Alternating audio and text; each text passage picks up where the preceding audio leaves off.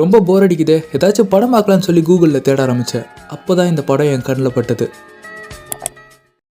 உங்கள் வாழ்க்கையில் நீங்கள் எத்தனையோ லவ் ஸ்டோரியை பார்த்துருக்கலாம், ஆனால் இந்த படத்தில் வர்றது ரொம்பவே டிஃப்ரெண்ட்டானது. இந்த படத்தோட கான்செப்டை இப்போ சொல்கிறேன் கேளுங்க. உலகம் முழுக்க மெமரி லாஸ்ன்ற வைரஸ் பரவ ஆரம்பிக்குது. இந்த வைரஸால் பாதிக்கப்பட்டவங்க மொத்தமாக 2 டைப். ஒன்று, அவங்களோட மெமரிஸை கொஞ்சம் கொஞ்சமாக மறப்பாங்க. 2, இந்த வைரஸ் தாக்குனதும் அவங்களோட மொத்த மெமரிஸும் மறந்து போயிடும். இப்படிப்பட்ட சுச்சுவேஷனில் 2 பேர் லவ் பண்ணுறாங்க. அவங்களோட பெர்ஸ்பெக்டிவ் தான் இந்த படமே. படம் செம்ம இன்ட்ரெஸ்டிங்காக போகும். முடிஞ்சால் ஹெட்ஃபோன்ஸ் யூஸ் பண்ணிக்கோங்க. இப்போ டைம் வேஸ்ட் பண்ணாமல் கதைக்குள்ளே போயிடலாம். யாருமே இல்லாத பீச் ஓரமாக ஒரு பொண்ணு நாயோட விளையாண்டுட்டு இருக்கா. என் பேர் ஏமா, நான் ஒரு வெட்டினரி டாக்டர். என்னென்னு தெரியல, என் மனசு ரொம்பவே கஷ்டமாக இருந்துச்சு. நான் ஒரு பீச் ஓரமாக உட்காந்துட்டு இருந்தேன். அப்போ தான் நான் ஃபர்ஸ்ட் டைம் ஜூடை பார்த்தேன். எனக்கு அவனை ஆல்ரெடி தெரிஞ்ச மாதிரி இருந்துச்சு. அவனுக்கும் என்னை ரொம்பவே பிடிச்சிருந்துச்சு. எங்களுக்குள்ளே இருந்த இந்த ரிலேஷன்ஷிப் ரொம்ப வேகமாக பில்ட் ஆச்சு. எந்த அளவுக்குனா, அக்டோபர் 12, 2021 நாங்கள் 2 பேரும் மேரேஜே பண்ணிக்கிட்டோம்.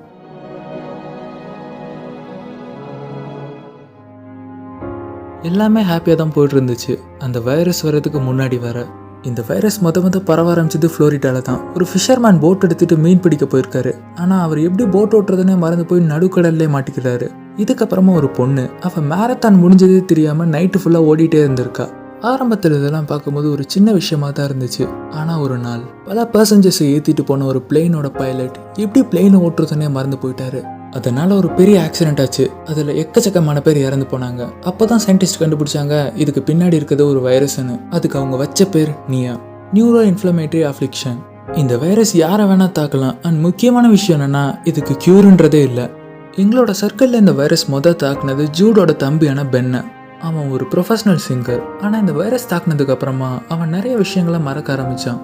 இது அவனோட மட்டும் நிற்கல. என் கூட வேலை பார்த்த ஃப்ராங்க், அவனை எனக்கு பல வருஷமா தெரியும். ஆனால் ஒரு நாள் அவன் என் பேரையே மறந்து போயிட்டான். இதெல்லாம் பார்க்கும்போது எனக்கு கொஞ்சம் கொஞ்சமாக பயம் வர ஆரம்பிச்சது. என்னோட ட்ரீட்மெண்ட்டுக்கு நிறைய பேர் அவங்களோட பெட்ஸை விட்டுட்டு போவாங்க. ஆனால் ட்ரீட்மெண்ட் முடிஞ்சு அவங்கள காண்டாக்ட் பண்ணால் நிறைய பேர் அவங்க பெட்ஸ் வளர்த்ததே மறந்துருப்பாங்க. இதெல்லாம் விட கொடுமையான விஷயம் என்னன்னு தெரியுமா? என் அம்மா, அவங்களும் நிறைய விஷயங்களை மறக்க ஆரம்பிச்சாங்க. அவங்களுக்கு கால் பண்ணி உங்களை இந்த மாதம் பார்க்க வரேன்னு சொன்னேன். அதுபடி நானும் ஜூடும் என் அம்மாவை பார்க்கறதுக்காக பஸ்ஸில் கிளம்பணும். ஆனால் பாதி வழியிலேயே எங்கள் பஸ்ஸோட டிரைவர் தான் யாருன்றதே மறந்து பஸ்லேருந்து இறங்கி போயிட்டாரு. அப்போ தான் புரிஞ்சது இந்த சுச்சுவேஷனில் வெளியே போகிறதே ரிஸ்க்குன்னு. ஸோ அந்த பிளானையே தள்ளி போட்டோம். அன்றைக்கி நைட் சமைச்சிட்டு இருந்தப்போ எனக்கும் ஜூடுக்கும் ஒரு ஆர்குமெண்ட் வந்தது. அப்போ தான் கண்டுபிடிச்சேன் ஜூடுக்கும் அந்த வைரஸ் பரவி இருக்குன்னு. ½ அன் ஹவர் முன்னாடி நாங்கள் பேசிகிட்டு இருந்த விஷயத்தையே அவன் மறந்துட்டான். ஜூடோட தம்பியான பென் மாதிரி அவனுக்கும் ஆயிருமோன்னு நான் பயந்துட்டேன். பென் ஒரு ப்ரொஃபஷனல் சிங்கர்னு உங்ககிட்ட ஆல்ரெடி சொல்லியிருக்கேன்ல. அவன் எல்லா விஷயத்தையும் மறக்கிறதுக்கு முன்னாடி அவன் பாடின பாட்டெல்லாம் ரெக்கார்ட் பண்ணி வச்சுக்கணும்னு ஆசைப்பட்டான். அதுக்கு அவனோட கேர்ள் ஃப்ரெண்டான சமந்தா ரொம்பவே ஹெல்ப்ஃபுல்லாக இருந்தா. ஆனால் பென்னுக்கு ஒரு கட்டத்தில் கிட்டாரை எப்படி ப்ளே பண்ணணுன்னே மறந்து போயிடுச்சு. அவன் ரொம்பவே ஃப்ரஸ்ட்ரேட் ஆகிட்டான். அப்போ தான் ஜூடுக்கு ஒரு ஐடியா தோணுச்சு. பேசாமல் அந்த கிட்டாரோட நோட்ஸ் எல்லாம் அவன் கையில் டாட்டுவாக போட்டான். என்ன சர்ப்ரைசிங்லி அது ஒர்க் ஆச்சு. அதுக்கப்புறமா பென் திரும்பவும் நிறைய பாட்டெல்லாம் ரெக்கார்ட் பண்ண ஆரம்பித்தான். சரி, ஓகே, இப்போ ஏன் கதைக்கு கொஞ்சம் வரலாம். ஒரு நாள் என் ஒர்க்கை முடிச்சுட்டு வீட்டுக்கு போயிட்டு இருந்தேன். அப்போ ரோட் சைடு நிறைய பேர் கூட்டமாக நின்றுட்டு இருந்தாங்க. அங்கே என்ன நடக்குதுன்னு சொல்லி உள்ளே போய் பார்த்தேன். நியாவோட க்யூரை கண்டுபிடிக்கிறதுக்கு கிளினிக்கல் ட்ரையல் போயிட்டு இருந்துச்சு. மெமரி லாஸை அவங்க க்யூர் பண்ண முடியும்னு சொன்னதுனால மக்கள் எல்லாருமே அவங்களோட பேரை கொடுத்தாங்க. இந்த டீம் இந்த பேர்களில் சிலரை மட்டும் சூஸ் பண்ணி அவங்களுக்கு மட்டும் ட்ரையல் பண்ணுவாங்க. இவங்களோட ட்ரையல் ஒர்க் ஆகலாம், இல்லை ஒர்க் ஆகாமல் கூட போகலாம். நான் சும்மா ஜூடோட பேரை கொடுத்துட்டு வந்துட்டேன். வீட்டுக்கு போய்ட்டு ஜூட் கிட்டே இந்த விஷயத்தெல்லாம் சொன்னேன். ஆனால் அவன் பெருசாக கேர் பண்ணுற மாதிரி இல்லை. சரி, அப்போ விட்டுடலான்னு நினச்சேன். ஆனால் அடுத்த நாள் காலையில் எனக்கு ஒரு கால் வந்துச்சு. ஹலோ, ஜூட் தானே பேசுகிறது? நீங்கள் கிளினிக்கல் ட்ரையலுக்கு செலக்ட் ஆகிட்டீங்கன்னு அவங்க சொன்னாங்க. அதை கேட்கும் போதே செம்ம ஹாப்பியாக இருந்துச்சு. ஜூடுக்கு தனியாக அப்பாயின்மெண்ட் வேறு கொடுத்தாங்க. உடனே அவனை கூப்பிட்டுட்டு அவங்க கேம்புக்கு போனேன். அங்கே அவனை மட்டும் உள்ளே கூட்டிகிட்டு போய் சில விஷயங்களை சொல்லியிருக்காங்க. ஜூட், உங்களுக்கு நாங்கள் ஓரல் கிரானியல் பஞ்சர் பண்ண போகிறோம். தெளிவாக சொல்லணுன்னா, உங்கள் வாய்க்குள்ளே ஒரு இன்ஜெக்ஷன் இறக்கி அது மூலயமா உங்கள் பிரெயினுக்கு சில கெமிக்கல்ஸ் அனுப்ப போகிறோம். அப்புறம் ஒரு முக்கியமான விஷயம், நீங்கள் ட்ரக்ஸ் எடுத்திருந்தா முன்னாடியே சொல்லிடுங்க. உங்களோட டெஸ்ட் ரிப்போர்ட்டில் மட்டும் ஏதாச்சும் தெரிய வந்துச்சுன்னா உங்கள் அப்ளிகேஷன் கேன்சல் செய்யப்படும்னு அவங்க சொல்லியிருக்காங்க. ஜூடு வீட்டுக்கு வந்ததும் என்னாச்சு, அவங்க என்ன சொன்னாங்கன்னு கேட்டேன். பதிலுக்கு அவன் நான் எந்த ஆப்ரேஷனும் பண்ண போகிறதில்லன்னு சொல்லிட்டான். எனக்கு ரொம்ப கோவம் வந்துருச்சு.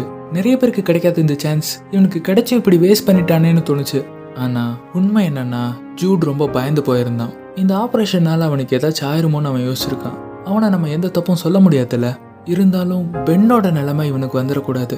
பென்னுக்கு ஒரு நாள் சமந்தா யாருன்னே மறந்து போயிடுச்சு. அவள் யாருன்னு தெரியாம அவளையே அவன் கொல்ல போயிட்டான். நல்ல வேலை, கரெக்டான டயத்துக்கு நானும் ஜூடு அங்கே போனதுனால சாமோட உயிரை காப்பாற்ற முடிஞ்சது. சமந்தாக்கு நான் என்ன ஆறுதல் சொல்லனே தெரியல. இதே மாதிரி ஜூடு என்ன மறந்துட்டா நான் என்ன செய்வேன்? என் உலகமே அவன்தான். கண்டிப்பாக அவனை நான் போக விட மாட்டேன். ஸோ இந்த ஆப்ரேஷனுக்கு அவனை ஓகே சொல்ல வச்சேன். அந்த கேம்புக்கு போய் எல்லா டெஸ்ட்டும் எடுத்து ஜூடோட மெமரி லாஸை க்யூர் பண்ணிடலான்னு நினச்சா அடுத்த நாள் எனக்கு ஒரு கால் வந்துச்சு. We are sorry to say this, but ஜூடோட டெஸ்ட் ரிப்போர்ட்டில் அவர் ட்ரக்ஸ் எடுத்திருக்காருன்னு தெரிய வந்திருக்கு. அதனால உங்கள் அப்ளிகேஷனை நாங்கள் ரிஜெக்ட் பண்ணிட்டோன்னு அவங்க சொன்னாங்க. ஜூட் கொஞ்ச நாள் முன்னாடி அவன் ஃப்ரெண்டோட சேர்ந்து கொக்கைன் எடுத்திருக்கான். இந்த விஷயத்தையே அவன் என்கிட்ட இருந்து மறைச்சிருக்கான். இனிமே அவன் மெமரியை காப்பாற்ற முடியாது. எல்லாமே முடிஞ்சது. சமந்தா என்கிட்ட அழுததை இன்னும் என்னால் மறக்க முடியல. நம்ம உயிர்னு நினைச்ச ஒருத்தர் நம்மளே மறந்தா அந்த ஃபீலிங்கை வார்த்தையால சொல்ல முடியாது. ஏன் கடவுள் எங்களை இப்படி சோதிக்கிறான்? ஜூட கண்டிப்பா நான் விட்டு கொடுக்க மாட்டேன். என் லைஃப்க்கு மீனிங் ஆட் பண்ணதே அவன் தான். அவன் இல்லைன்னா கண்டிப்பா என்னால் இருக்க முடியாது. சின்ன சின்ன விஷயத்துலேருந்து ஆரம்பிச்சு அவன் நிறைய மறக்க ஆரம்பிச்சான். அதுக்காகவே எங்கள் ரூம்ல சில ஃபோட்டோஸ்லாம் மாட்டி வச்சேன். அதை பார்த்தா அவனுக்கு ஞாபகம் வரும்னு. ஆனால் அது பெருசாலாம் ஹெல்ப் பண்ணலை. ஒரு நாள் ஜூடி என்கிட்ட வந்து நீயே எனக்கு பேசாமல் ஆப்ரேஷன் பண்ணா என்னன்னு கேட்டான். அதான் அந்த ப்ரொசீஜர் எல்லாமே நெட்லேயே இருக்கே, அதை பார்த்து நீயே எனக்கு எப்படியாச்சும் ஆப்ரேஷன் பண்ணிடுறேன் ப்ளீஸ்னு அவன் கேட்டான். முதல்ல நான் அதுக்கு ஒத்துக்கல. அது மட்டும் இல்லாமல் பொதுவாக ஆப்ரேஷன் பண்ணுறப்போ வலி தெரியாமல் இருக்கிறதுக்கு அனஸ்தீஷியா கொடுப்பாங்க. ஆனால் என்னோட கிளினிக்கில் அதெல்லாம் இல்லை. அதனால் ஜூட்க்கு ரொம்ப வலிக்கும். பத்தாததுக்கு இது ரொம்ப ரிஸ்கான விஷயம். இதில் அவன் உயிர் கூட போகலாம். பட் இப்போதைக்கு எங்களுக்கு இதை விட்டால் வேற வழியும் இல்லை. ஸோ திருட்டுத்தனமாக நானே அவனுக்கு அந்த இன்ஜெக்ஷன் கொடுக்கலான்னு முடிவு பண்ணேன். என் கிளினிக்லேயே தேவையான எல்லாத்தையும் செட் பண்ணி அவனுக்கு இன்ஜெக்ஷன் போட போனேன். ஆனால் திடீர்னு அவன் நிறுத்த சொன்னான். என்னென்னு தெரியல, ரொம்பவே பதட்டமாயிட்டான். கொஞ்ச நேரத்துக்கு அப்புறமா திரும்ப பண்ணலான்னு வந்தான். எனக்கும் பதட்டமாக தான் இருக்குது.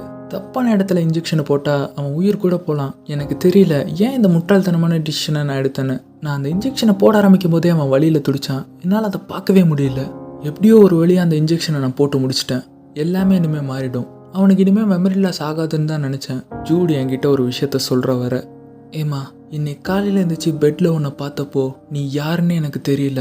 அப்புறமா நம்ம பெட்ரூமில் இந்த ஃபோட்டோஸ்லாம் பார்க்கும்போது தான் ஞாபகம் வந்துச்சு நீ என் ஒய்ஃப்னு. மேபி நீ போட்ட அந்த இன்ஜெக்ஷன் ஒரு காலன்னு நினைக்கிறேன். அவன் இப்போ என்னையே மறக்க ஆரம்பிச்சிட்டான். என்னை விட்டு தூரமாக போக போகிறான். அவன் என்னை முழுசாக மறக்கிறதுக்கு முன்னாடி அவன் கூட ஏதாச்சும் லாங் ட்ரிப் போகலான்னு நினச்சேன்.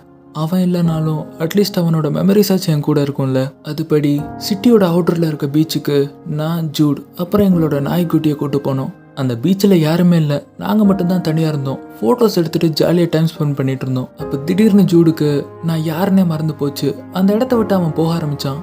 நான் தான் அவன் ஒய்ஃப்னு புரிய வைக்க எவ்வளவோ ட்ரை பண்ணேன். ஆனால் அவன் எதையுமே கேட்க ரெடியாக இல்லை. நான் ஏதோ ஸ்ட்ரேஞ்சர்னு நினச்சி அவன் என்னை தள்ளி விட்டுட்டான். அவன் என்கிட்ட கடைசியாக சொன்ன வார்த்தை, ஐம் சாரி உங்களை தள்ளி விட்டதுக்கு. நீங்கள் வேற யாரும் நினச்சி என்ன கூப்பிடுறீங்க. எனக்கு நீங்கள் யாருன்னு கூட தெரியாது. என்னை ஃபாலோ பண்ணாதீங்க ப்ளீஸ்ன்னு சொல்லிட்டு அவன் அங்கேருந்து போயிட்டான். எது என் கனவுல கூட நடக்கக்கூடாதுன்னு நினச்சனோ அது இப்போ நிஜமாவே நடந்துருச்சு. ஏன்டா இனிமேல் வாழணுன்ற அளவுக்கு நான் யோசிக்க ஆரம்பிச்சிட்டேன்.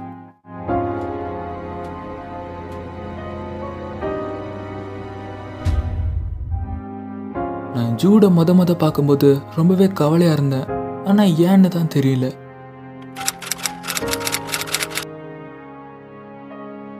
நிறைய பேருக்கு இந்த படத்தோட எண்டிங் புரியாமல் போயிருக்கலாம். அதுக்கான எக்ஸ்பிளனேஷன் இப்போ சொல்கிறேன் கேளுங்க.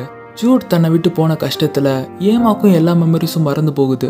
அப்போ தான் எல்லாத்தையும் மறந்து போன ஜூட் அண்ட் எல்லாத்தையும் மறந்து போன ஏமா திரும்பவும் மீட் பண்ணுறாங்க. அதோட முடிவில் திரும்பவும் 2 பேர் லவ் பண்ணுறாங்க.